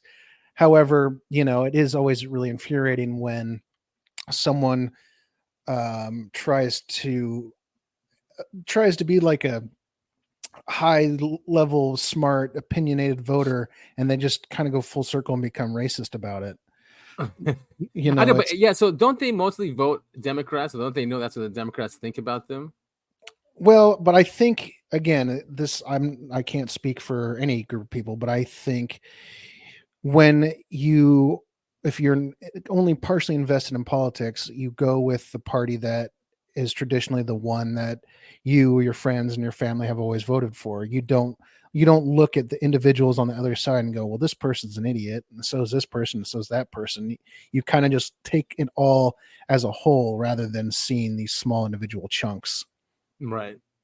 Yeah, and let's be honest. The reason why the Democrats are against voter ID laws, it's not because of that at all. It's because of the millions and millions of immigrants, the illegal immigrants that have come into the country, and now they're giving them in California, passed the Senate, $150,000 for not for Americans, for illegal immigrants to buy houses in California, $150,000 down payment. Well, if it makes you feel any better, $150,000 won't get you very far in buying a house. It's a down payment, though. You can pay the payments. You make the payments. If you can make the payments. Well, sure. Yeah. Well, no. All they have to show is 2 months of paying rent. Ay, caramba. Successfully. So yeah. Well, we can always take a drive down to Mexico, shut our IDs, and come back through the border. Yeah. Or bring one in and say, listen, man, I'm gonna use you. I'm gonna get a house. Go ahead, rent a house. Right, I'll go marry a Mexican chick and then bring her. Oh wait, no, she'll become American. No, she won't unless you apply. Oh wait, she has to be illegal and undocumented. All right, this is gonna be hard now. You have to go to the border, scope one out. All right. Anyway, it sucks. So what's this now? So this is again this is what you were just talking about. Well, no, this is the Democratic Party doing something else though. Yeah, they contacted this guy, the Kamala Harris what do you call it? Campaign. Contacted this guy. Yeah, let's listen to him. All right, guys, time for some drag queen story hour. So about a week ago, I received this email from a group called Palette Media or Palette Management. And basically what they were asking for is $1,500 for anti-Trump content on TikTok. So they basically sent me this kind of like creator brief with all the asks that they have and everything, and like do's and don'ts, like don't show any form of support for Donald Trump and his allies, gloat about Harris and her allies, attack Trump supporters for their intellectual or personal values. So they're basically creating division and paying for division online, which is crazy. So me being me, I was like, I kind of got to investigate this stuff. So I started like emailing back and forth with the lady. So I basically said, thank you for sending over. I will review. Is this for the Kamala campaign or for like a PAX campaign? And basically I was able to investigate and find out that this is actually a campaign with Future Forward, which is kind of like one of the biggest super PACs, and they have like millions and millions of dollars, hundreds of millions of dollars for. All right, guys, time for some drag queen story. Hundreds of millions of dollars. Yeah, she raised over $500 million in a month. Well, if just goes to show anything, money always wins in politics. It's always it's always wherever the money's coming from. That's who gets to decide everything. That's really sad. And so whoever has more access to the printing machine at the Fed gets to win. Now, we do have many at least we have two factions who have access to the printing machine. It feels like whoever is within the government that wants to come in, Yep.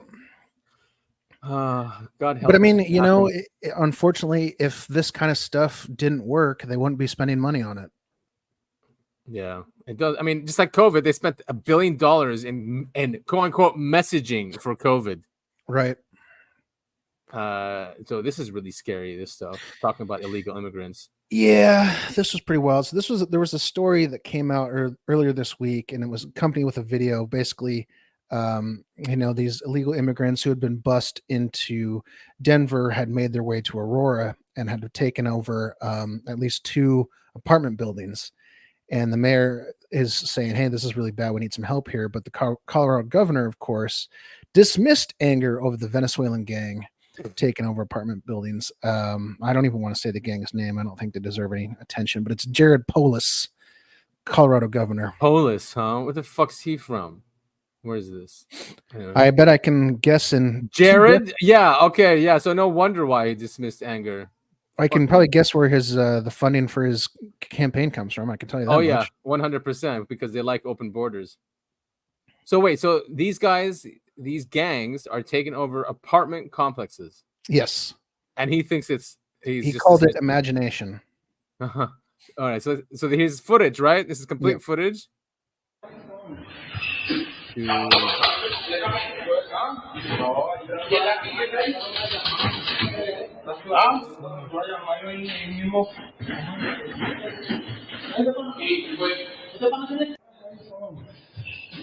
Wait, what are they doing?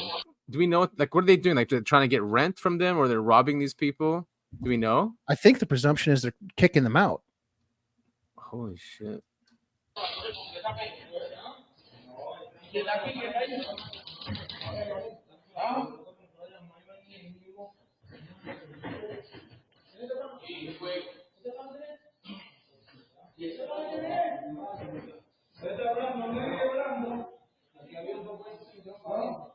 So just for our listeners, there's a gang of men, armed men, with Big different guns, types of weapons. Yeah, big guns, going door to door, knock on people's doors, and going to their apartments. They're getting followed around by a guy on the phone who I'm assuming is like a spotter of some sort. Right, because he kept looking out the window, right? Yeah. So the governor, even though the governor did, call it imagination, the statement from that office says that the governor has already let the mayor know that the state is ready to support the local police department with assistance from state troopers and the Colorado Bureau of Investigation if needed. That comes from a spokesperson from the Democratic governor, the same one who called all of this stuff imagination.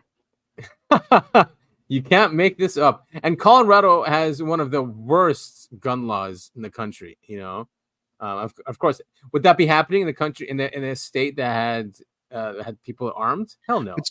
But here's the thing now, and especially with the way things are going in this country, if you are defending your own home, I don't know what castle doctrine is like in Colorado, or stand your ground, or whatever the equivalent is. They probably don't have an equivalent.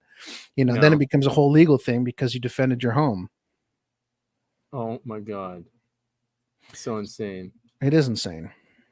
Violent crime dropped in Aurora between 2022 and 2023, said Wyman. Despite the governor's claims, however, the evidence is clear. Yeah.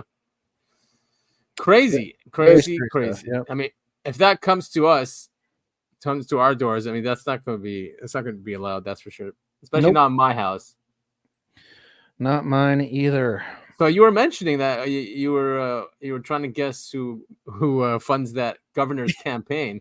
Yeah, I have a pretty solid guess here. So it's not China or Russia meddling in our elections. No. It's the biggest ally that the U.S. has. Woohoo! Look who it is. AIPAC They have officially surpassed the $100 million spending mark on the 2024 U.S. elections. Chump change, people. That's nothing. Yeah, it's nothing. I mean, have you tried to donate like $10,000, like ever? I mean, or anyone who's out there listening, if you've ever donated $10,000 to a candidate, just see how much attention they'll give you. His office will be calling you. You'll be getting emails. What can we do? What do you need? I mean, so imagine this much money. I wouldn't give any U.S. political or any political candidate anywhere in the world a single dime. They already take how much money in taxes every freaking year. I know. They think they deserve more on top of that. And this is just AIPAC, right? They have this other organizations, other NGOs that do the same thing. And now people are going to say, well, there's other countries that do that. And yeah, you're right. But they're all registered agents, which means that when a congressman or a senator takes money, they have to disclose that they got that money, and the organization has to disclose where it comes from. AIPAC doesn't have to do that, because they're considered an American organization, even though it's explicitly in their name, American Israel Political Action Committee, and all they talk about is Israel. I'm taking kind of umbrage with their logo here. Just the marriage with the flag, with the American flag. Yeah, I'm surprised they don't have the flag here in this image. Got to hide in plain sight sometimes, I suppose. Of course. Yeah, exactly. They have Blinken here. Of course. Let's not go down. It's X. I guess leading into that decentralized party. Did you cover this one? I read this one. I don't know enough about Moshiach to really. Moshiach. So that's their Messiah. They call it Moshiach. No, I understand, but like I had to look it up, and I was like, well, I don't understand what half of this is. So I'm actually glad that you made it on to a re-recording of this because you can explain this much. I mean, I can from the context here, but that's all I've got. Yeah. So I mean, this is basically eschatology, right? And it's Jewish eschatology, and then which intermingles with Christian and Islamic eschatology. Now, so they have a Moshiach, or their Messiah, which was supposed to be Jesus, but they rejected Jesus, right? So then Jesus became the Messiah for Christianity and the Muslims as well, who think he's going to come back to defeat the Antichrist. Now, who's the Antichrist? Is the Jewish Messiah, this here, the King Moshiach. So it's all intertwined. So here, decentralized party, and amazing. He goes really deep into all these, into his posts. He's very knowledgeable in global events and stuff. So he says, Trump isn't the Moshiach. The King Moshiach will reign forever. Trump is old. He will be dead in a few years. So people keep saying, well, you know, Israel say that Trump is king of the Jews. They made like currency out of him. Remember they made currency with Trump's face there in the back, like Jerusalem, or I think it was the third temple. They made, you know, they've named cities after him in Israel. You know, they love the guy, right? And he even says like, I'm the king of the Jews and stuff like that. So that's why he says this, that, you know, even if Trump might seem like he's going to be their Moshiach, their Messiah, that he's not really, because he's old. So at best, he will be crowned king of Israel for a short time. Yes. Moshiach is an AI and will have human machine integration or human AI integration added. Everything happening in the world is geared towards a global digital surveillance state, with the AI Moshiach managing every man, animal, plant systems to sustain us. The United Nations openly develops the AIWS, which is the AI World Society.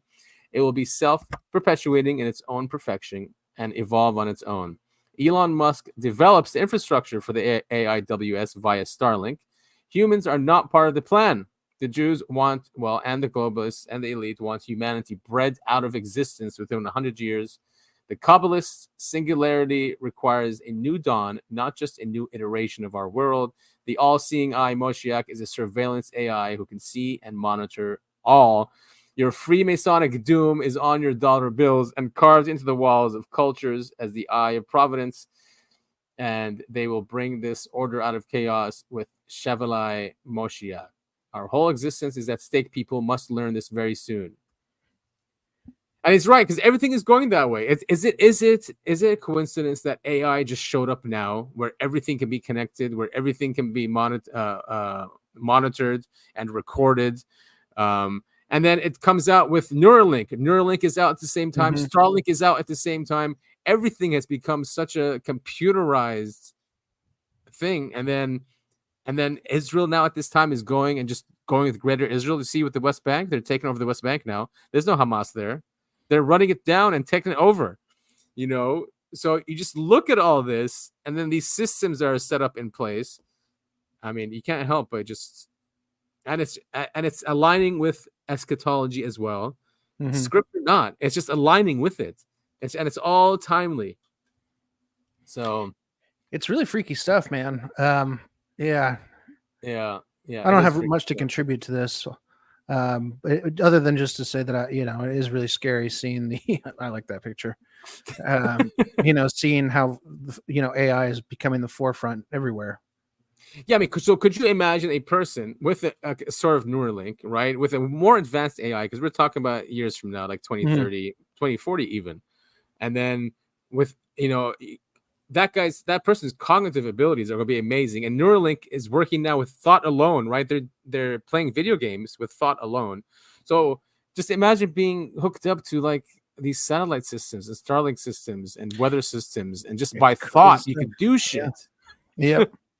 Right. Yeah, exactly. Yeah, you wake up, you turn your lights on, or you get the AC running or the heat running, whatever, and it's all just from your bed in your brain. I mean, we're halfway there. Yeah. We can do it on our phones right now, but just remove that one step. Right. I mean, it feels like that's what the step is. Yeah, this is great. I mean, I think all of cyberpunk as a genre is basically based around this. Cool. Is there a new cyberpunk game? I heard it was amazing. Yeah, there's one that came out a few years ago. Oh, it's fantastic. But I just watched Johnny Mnemonic this weekend. Have you seen that? Oh wait, you cut out. What'd you watch? Johnny You Mnemonic. You said I just movie? watched something. I have not. I don't think so. It's a very corny movie, but it's very like a good prediction of the future. Kind of. They screwed up on the size of data files. They're talking about like, oh, he's only got 120 gigs of storage, and it's like, well, okay, well. Oh yeah, I remember this. Okay, but not really. I don't remember really well. I saw it a while ago. It's worth watching. I really enjoyed it, but I mean, I'll rewatch it. It's what this is. It's just, information is at the center of everything, and controlling it is how people get in charge. Yeah, absolutely. And then if they can manufacture this is my point of view now, if they can manufacture scripture, and then they'll have billions of people believing them and believe in it. Some say that it's the same thing, whether it's scripture or real, that's the same thing. I kind of understand that comment, but I'm sticking with these people are trying to manifest prophecy. Yeah, and they're prophecy actually happening. They already are manifesting so much stuff just by brainwashing us, just showing us the same stuff over and over and over again to create opinions. Right. This is a great commercial kind of showing, the effect of constant brainwashing can have on an individual. Yeah, this is from the RFK team, RFK Jr. team. So it's great that they're on the other side now. Are you or your loved ones suffering from illnesses such as TDS, also known as Trump derangement syndrome? Do you dismiss or deny the current issues facing our country, such as historic inflation, illegal immigration, corporate corruption, World War III escalations, and the chronic disease epidemic? Are you willing to elect someone who was the least popular vice president in modern history, and who offers no policy or vision for America, simply because your brain keeps telling you anyone but Trump? If so, you might be struggling from TDS. Introducing Independence. Independence allows you the freedom to finally think independently once again. Instead of believing everything you hear from the mainstream media, independence allows for constructive critical thinking. I used to hear people on the news say things like, Donald Trump and the movement he has encouraged are a threat to democracy. And I instantly believed it. With independence, I now realize the media is run by the Democrat elite, who are a corrupt oligarchy that censors free speech, silences political opponents, supports forever wars, and abandons democracy by anointing its candidates. Independence may not be for everyone.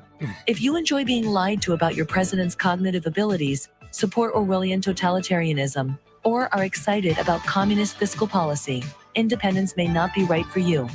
Common side effects of independence may include an awakening of rational thought, successfully identifying propaganda, freedom of choice, loss of hatred, anti-narcissistic behavior, and love of democracy. I used to blindly hate whoever my party was running against. I didn't care about facts or policy because I was hopelessly indoctrinated. With independence, I'm much more interested in policies that uphold democracy, and I truly care about the health of our country and its citizens. Ask your doctor if independence is right for you, and enjoy your freedoms once again. Perfect. So yeah, that's the RFK Jr. campaign, Nicole Shanahan. Pretty clever stuff, and this is a great tool to anger a bunch of people on the left because they're going to get upset by this. Yeah, I was just going to ask, if you're on the other side and you watch this, how could it upset you? It's just truths, right? Like facts, because they were these. Nicole Shanahan was a Democrat and RFK Jr. Democrat, and they've went the other way, and now they're fighting. And we should all be thankful we have people like this trying to raise awareness about the other side and how ridiculous it is and dangerous. It's crazy because the Democrats cultivated this image of fighting the power and being the anti-establishment party, and everything they've done in my lifetime anyway has never been that. They've never been the underdogs. No, they've always been Clinton.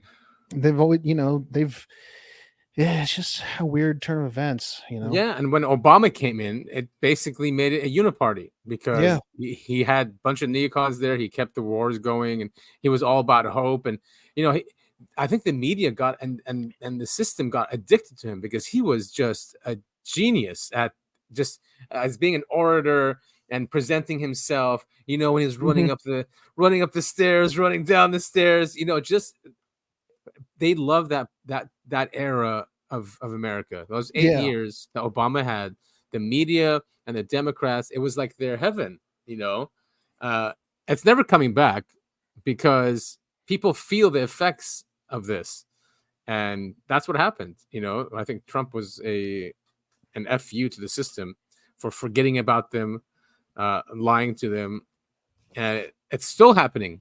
Mm-hmm. But now people within the system are like going to the Trump side, right?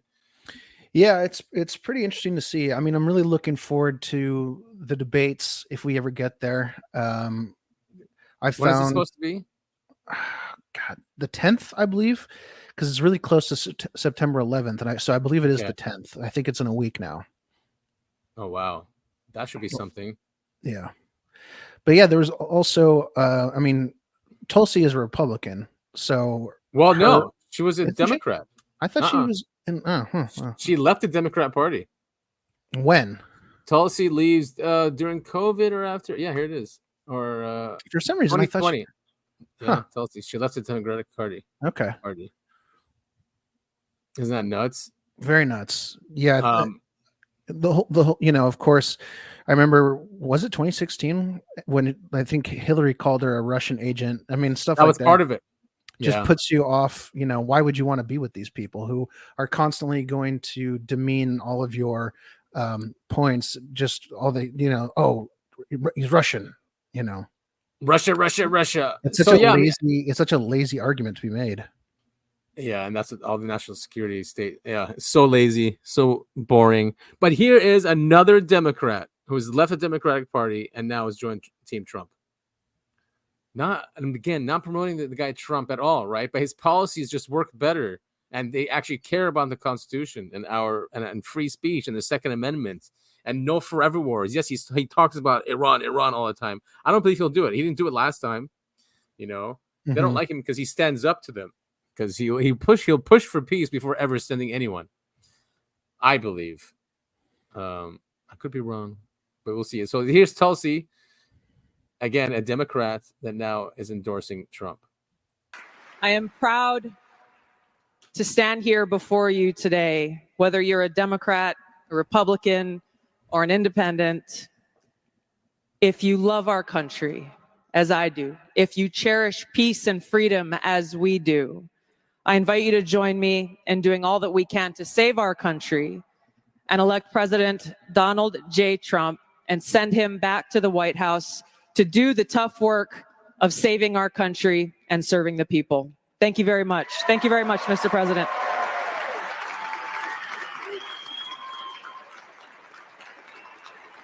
Very cool. Well, I can only hope that if he does end up back in the White House, that he does in fact serve the people. But it definitely seems like he cares about Americans more than the current Democratic Party does. I believe so too. And then with RFK Jr. in there and cleaning up, making us healthy again, I mean, it'll be a completely different country. And hopefully disclosure, maybe not like disclosure what we want. I just want maybe like energy disclosure, free energy, because that would revive the economy. Could you imagine how many jobs could be created with a new energy sector? Oh, it'd be fantastic. Yeah, I mean, and what can come out of that, and subsidiary things, and service wide. I mean, it's just, yeah. Hopefully, one can dream. I will envision it in my when I meditate. There you go. And enough of us do that, it shall become real. Right. I mean, because I keep seeing all the dystopian stuff. I keep thinking all the dystopian stuff. Maybe I should stop that. Maybe I should try to think another way, and maybe something else will happen. One can hope, at least.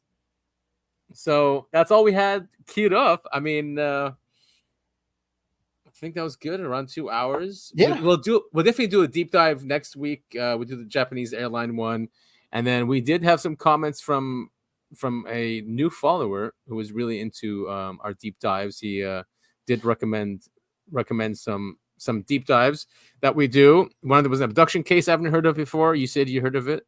Do you remember what it's called? I don't off the top of my head. I'm blanking. The other one he mentioned was Rendlesham Forest, and I said I'm definitely interested in that. That's a really long one. That might even take 2 hours, that one. Yeah, that might be an episode where we just cover that. Right, exactly. Because that's a convoluted mess. There's a lot to it, right? There's that guy who's got stuff downloaded to him, and that's like a separate thing. Then what they saw on the light, and then the creatures. Like when I went, because I've read about it so many times, I've seen it in documentaries, but then there was at one point I wanted to read more, or I watched something else. Oh no, I was reading it, and I never knew that that light that they saw before the thing came down, beings and a light.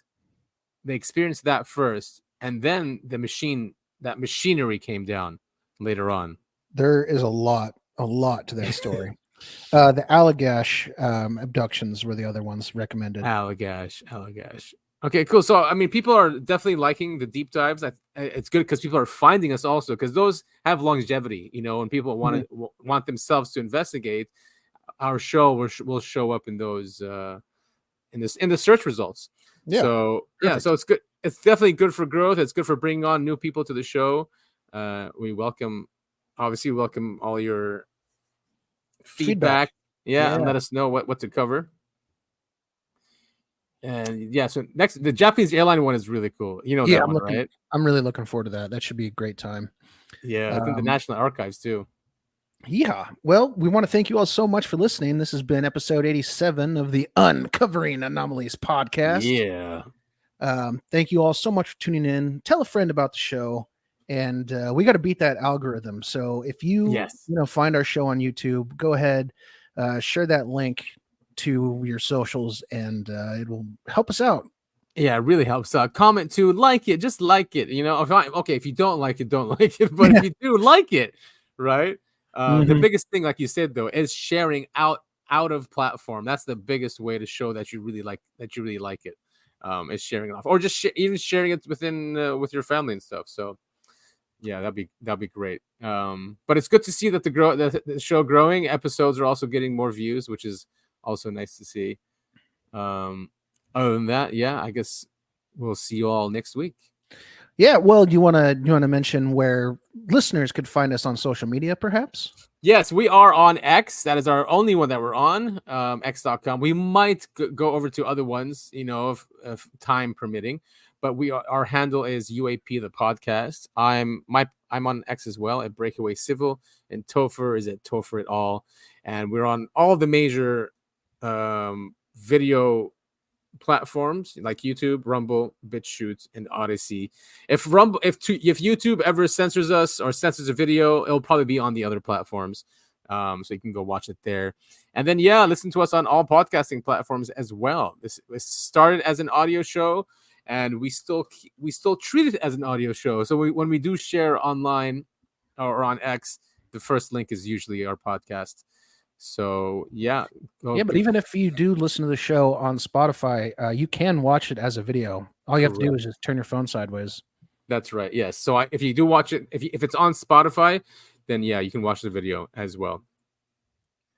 So I think that's about it. Oh, there's a support link on all of our links. If you like what we're doing, click on that link, and like for a cup of coffee a month or something like that. It'll definitely help with our self-esteem and motivation. Ain't that the truth? Well, thank you all so much for listening, and we will catch you all next week.